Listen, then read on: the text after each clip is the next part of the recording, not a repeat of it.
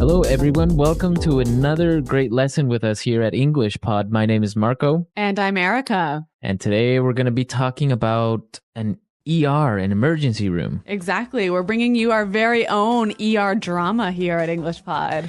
Yeah, doctor shows are very popular with people, medical terms and all that stuff. Yeah, so we're going to teach you some words that you might hear commonly in medical shows on TV or in movies.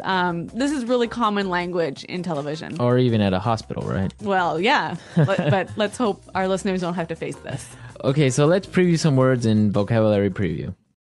Vocabulary preview. All right, so what's our first word? Okay, the first word is CPR. CPR. CPR. So that's pretty easy. What does that mean?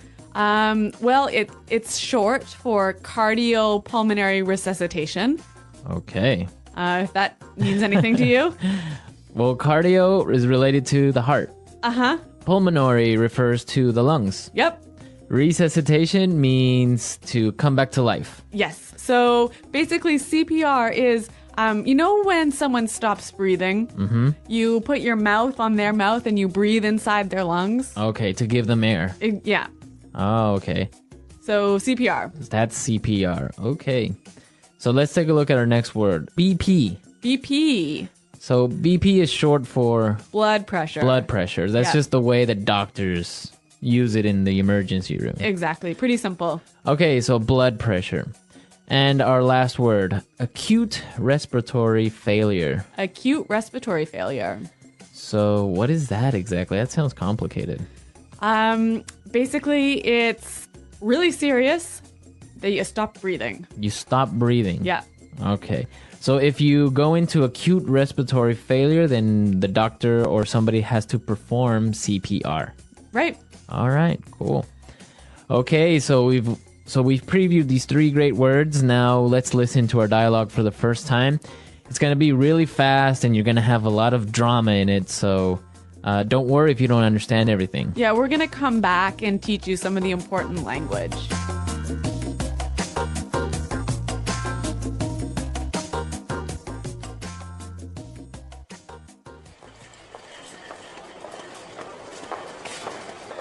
Help! Are you a doctor? My poor little Frankie has just stopped breathing. Oh my gosh, help me. I tried to perform CPR, but I don't know if I could get any air into his lungs. Oh, Frankie. Ellen, get him hooked up to a monitor. Somebody page Dr. Hauser. Get the patient to hold still. I can't get a pulse. Okay, he's on the monitor. His BP's falling. He's flatlining. No! Frankie! Doctor, do something! Someone get her out of here. Get me the defibrillator. Okay, clear? Again, clear? Come on, damn it, I'm not letting go of you. Clear! I got a pulse. Okay, what's happening? Patient is in acute respiratory failure. I think we're going to have to intubate. All right, tubes in. Bag him. Somebody give him 10 cc's shot of adrenaline. Let's go. People, move, move.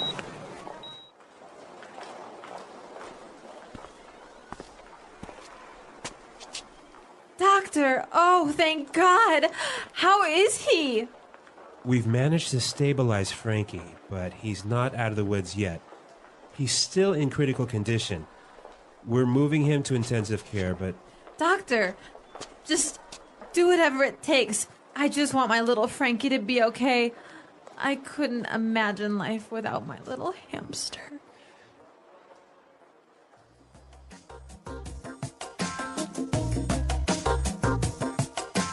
Wow, so much drama over a little hamster. Yeah, a little pet, hey? A little pet, the little hamster. Well, you know what? I can relate to this owner, and I'm going to tell you a little bit more about that later. Yeah, I know you have a really good story about this. Yeah, but in the meantime, let's look at some great language in Language Takeaway. Language takeaway.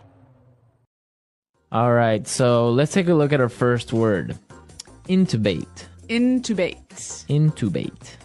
Intubate. So this is a medical procedure. Exactly. When a patient can't breathe properly, sometimes the doctor takes a long tube and puts it into their mouth and down their pipes, I guess, down their breathing tube, Right. so that they can breathe better. Okay, so that's to intubate. Yes. Okay, so once they've intubated the patient, they start to bag him. Yeah, bag him. Bag him. Bag him. Does that mean they like put a bag over the person's head or something? No. So there's a bag attached to this intubation tube, and you squeeze it to put air into the lungs. Okay, so you squeeze this bag and it puts air Yeah. through the tube. I think this is just medical slang. Yeah, I guess bag him. Yeah, but you hear it all the time on TV, so it's Right. important our listeners know it. Okay. Let's look at our next word. Critical condition. Critical condition. Critical condition. The patient's in critical condition. This condition means it's serious. Right. If a patient is in critical condition, they're either really, really hurt or really, really sick, and they could die pretty soon. Okay. So you don't want to be in critical condition. No. Let's take a look at our next word. Stabilize. Stabilize. Stabilize. Stabilize. So when the doctors stabilize a patient, they take that patient out of danger. Exactly. When a patient is stabilized, they probably won't die in 5 minutes. Okay. But they could still be really sick. They could be in critical condition, right? But it's under control. Exactly. Okay. Yeah. Stabilize. Let's look at our last word. ICU. ICU. ICU. Intensive care unit. Okay, that's what it means. Intensive care unit. Yep. So that's the place where patients who are in critical condition are taken. Right. So what's the difference between an ICU and a regular room? Well, I don't know. I've never been in one. But I think like patients are monitored regularly. And I think there's, maybe there are more nurses and fewer patients. There's just a higher level of care. A higher level of care. Yeah. Okay. Okay, so it's time for us to listen to our dialogue again. Now try to catch all of these medical terms that we just talked about, and then we'll come back and explain a few phrases. Help! Are you a doctor? My poor little Frankie has just stopped breathing. Oh my gosh, help me. I tried to perform CPR, but I don't know if I could get any air into his lungs. Oh, Frankie. Ellen, get him hooked up to a monitor. Somebody page Dr. Hauser. Get the patient to hold still. I can't get a pulse. Okay, he's on the monitor. His BP's falling. He's flatlining. No! Frankie! Doctor, do something! Someone get her out of here. Get me the defibrillator. Okay. Clear? Again, clear? Come on, damn it. I'm not letting go of you. Clear! I've got a pulse. Okay, what's happening? The patient is in acute respiratory failure. I think we're going to have to intubate. All right, tubes in, bag him. Somebody give him 10 cc's shot of adrenaline. Let's go! People, move! Move! Doctor, oh, thank God. How is he? We've managed to stabilize Frankie, but he's not out of the woods yet. He's still in critical condition. We're moving him to intensive care, but... Doctor, just do whatever it takes. I just want my little Frankie to be okay. I couldn't imagine life without my little hamster. Okay, so there are some really good phrasal verbs in this dialogue. Yeah, a couple of good phrasal verbs. Okay, so let's take a look at these phrasal verbs in putting it together. Putting it together. All right, so what's our first phrasal verb today? Hook up. Hook up. Hook up. So to hook up. So when we talk about hooking something up, we are usually talking about electronics, right, Marco? Yeah, you usually hook up your TV or Yeah. your computer. Yeah. So why don't we listen to some examples of how we would use hook up? Example 1. I finally got a Nintendo Wii. Come on, help me hook it up to the TV. Example 2.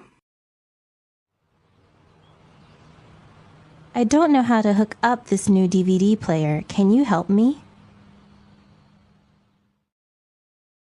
Example 3.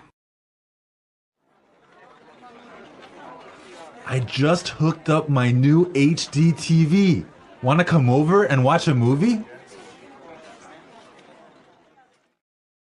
Great. So you can see that there are a few different variations of this pattern here with the word hook up because it's a phrasal verb. Exactly. And I think the same patterns can apply to our next phrasal verb. Hold still. Hold still. Hold still. Hold still. So the doctor needed the patient to hold still. Right. To stop moving. Stop moving. Exactly.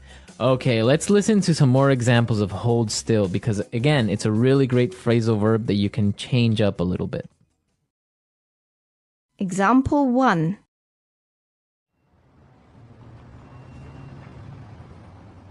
If you don't hold still, I can't see if you have something in your eye.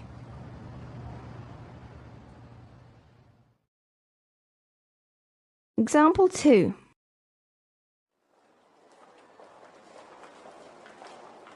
Hold still while she cuts your hair, or else she might make a mistake.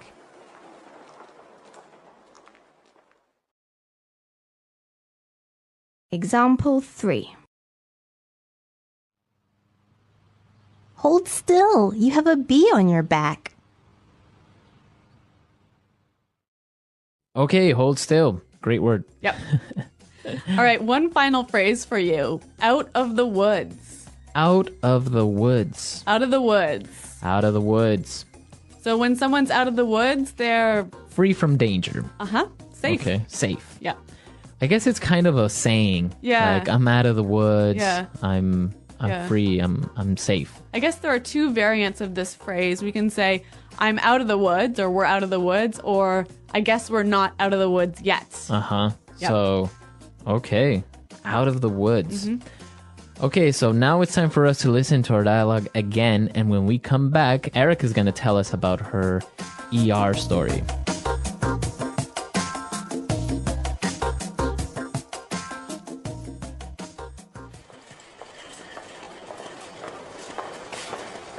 Help! Are you a doctor? My poor little Frankie has just stopped breathing. Oh my gosh, help me. I tried to perform CPR, but I don't know if I could get any air into his lungs. Oh, Frankie! Helen, get him hooked up to a monitor. Somebody page Dr. Hauser. Get the patient to hold still. I can't get a pulse. Okay, he's on the monitor. His BP's falling. He's flatlining. No! Frankie! Doctor, do something! Someone get her out of here. Get me the defibrillator.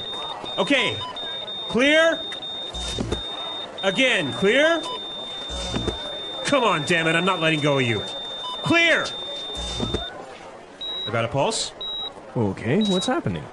Patient is in acute respiratory failure. I think we're going to have to intubate. All right, tubes in, bag him. Somebody give him 10 cc's shot of adrenaline. Let's go, people, move, move!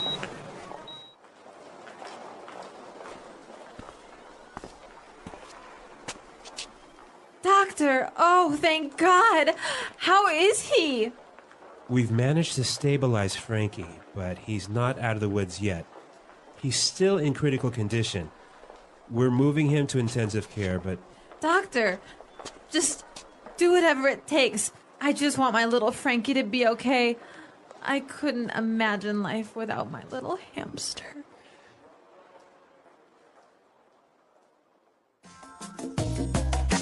Okay, Erica, so what happened? What emergency did you have? Well, it was with my cat. Your cat. Yes. I had some people over for dinner, and it was maybe 1:30 in the morning, and I went downstairs to let them out and show them where the taxis were. And then I came up, and I saw that the cat was gone. And it turned out that the cat fell out of the window. Fell out of the window. Yeah. All right, but our listeners have to know what story or what floor do you live on? The 20th floor. The 20th. Yeah. So this is really dangerous, right? That's really high up. Yeah. So I went outside and I was calling for my cat and I was like, Mr. Finn, where are you? How did you know he fell out? I just knew. Yeah? Yeah. Mother's instinct. I guess so. And so he was calling back to me, and so I picked him up and brought him to the house, and we had to bring him to the vet, and it was 2:33 in the morning at this time, and the vet was like not very happy that we woke him up out of bed. But that was a really good emergency, though. Yeah. So anyway, we brought him to the vet. He was in critical condition for a couple of days, and then we had to keep him in the vet's ICU for about a week. He broke his back. He broke two of his legs. Wow. Yeah, and so he was in the hospital for 3 weeks, and then at home on bed rest for another 3 weeks. Wow. But now he's good as new. Good as new. Yeah. He used up one of his 7 lives. Yes. 9 lives. Nine. Yeah. I think maybe 8 of his 9 8. lives. He's only got 1 left. Yeah. Wow, that's an interesting story. I guess that's the inspiration under this dialogue. Exactly. Sometimes we Anglos really treat our cats and our hamsters and our dogs like they're our children. Yeah. No, that's good. Yeah. Well, I'm glad Mr. Finn is okay and he's walking and good as new. Yep, good as new. So maybe our users have some stories about their pets Yes. being taken to the hospital. I want to hear. Yeah, that should be interesting. I've never had a pet actually break a leg or anything, so don't have any pet stories this time.